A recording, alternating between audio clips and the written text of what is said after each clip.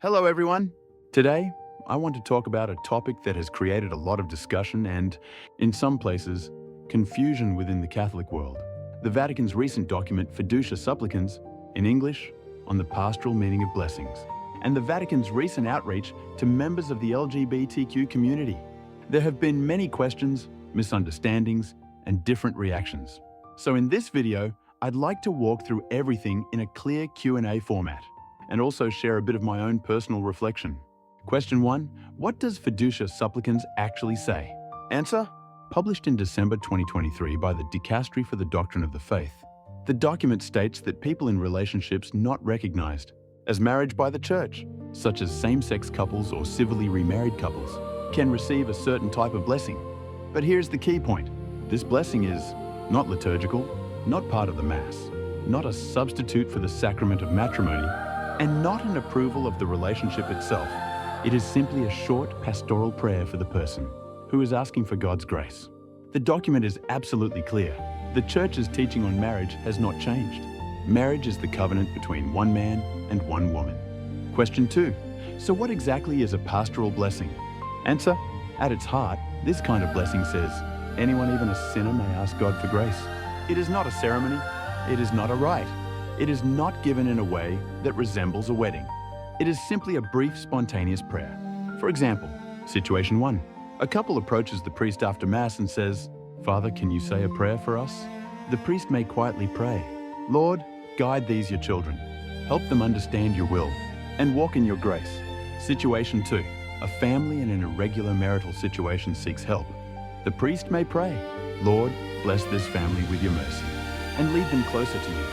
Again, this is a blessing for the people, not an approval of the relationship. Question 3. What would Jesus have done? Answer. To understand the spirit of this document, we simply need to look at how Jesus treated sinners. The woman caught in adultery, John 8. Jesus defended her from condemnation.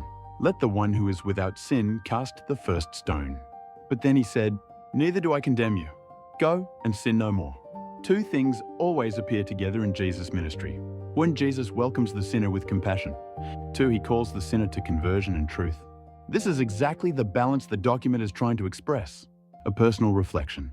In my own life, I've noticed something important. I usually feel deeper repentance when someone treats me with warmth and patience rather than harsh judgment. And I believe the same may be true for many people. The Church teaches clearly that same-sex sexual relationships are sinful, but pushing people away from the Church does not help them return to God. Sometimes gentleness opens the door to conversion, much more effectively than condemnation. For that reason, I personally see value in the idea of offering pastoral blessings, not to approve sinful situations, but to keep the doors of grace open, so people can slowly find their way back to God. Question 4. How is this applied in practice? Answer. 1. Anything resembling a wedding is strictly forbidden. No ceremonies, no rings, no gestures that imitate marriage. 2. A short, simple prayer outside the liturgy may be offered. It must not be confused with a sacrament. 3. Those who struggle the most often need grace the most. This is the pastoral heart of Jesus, meeting people where they are and gently leading them toward the Father. Question 5. What about the recent Vatican lunch with LGBTQ guests? Answer. To understand the media headlines, it helps to know the details. On November 16, 2025, the Vatican hosted its annual Lunch for the Poor. At this event, 48 transgender women were officially invited and attended the meal in Vatican City. This was widely reported by major outlets, including the Washington Post and them. What actually happened? They were invited, but they did not sit at the head table with the Pope. They sat at separate tables. Some gave the Pope letters. Pope Leo XIV greeted them kindly and acknowledged their dignity as persons. What it does not mean, it was not approval of same-sex relationships, not a blessing of unions, not a change in doctrine. It was simply an act of human dignity and pastoral hospitality.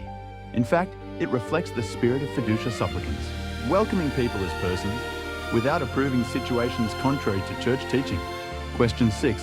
What further guidance do some bishops and theologians want? Answer. Across different parts of the world, there have been instances of confusion and misunderstanding about the document. For this reason, some bishops and theologians have asked the Vatican to offer clearer, more unified guidance. For example, the Hungarian Bishops' Conference instructed priests to avoid any form of blessing that resembles approval of a union. The Mexican Bishops' Conference emphasized the need for hospitality without causing doctrinal confusion. The African Bishops' CICAM stated that the document led to misunderstandings and unrest in some communities. These reactions show that pastoral applications vary by region, and many priests feel they need more precise instructions about what is allowed and what is not. Without clearer guidance, good intentions could accidentally create even more misunderstanding. Summary: Fiducia Supplicans did not change Catholic teaching on marriage. It allows non-liturgical pastoral blessings for individuals, not for unions. The spirit of the document reflects the compassion and truth of Jesus himself. The Vatican's recent outreach to LGBTQ guests was an act of pastoral hospitality, not doctrinal change. And because some confusion still exists, additional clarifications from the Vatican would be helpful for the whole Church. What do you think about all this? Can we, like Jesus, hold compassion in one hand and truth in the other, without dropping either? If this video helped you, please like, subscribe, and feel free to share your thoughts in the comments. Peace be with you.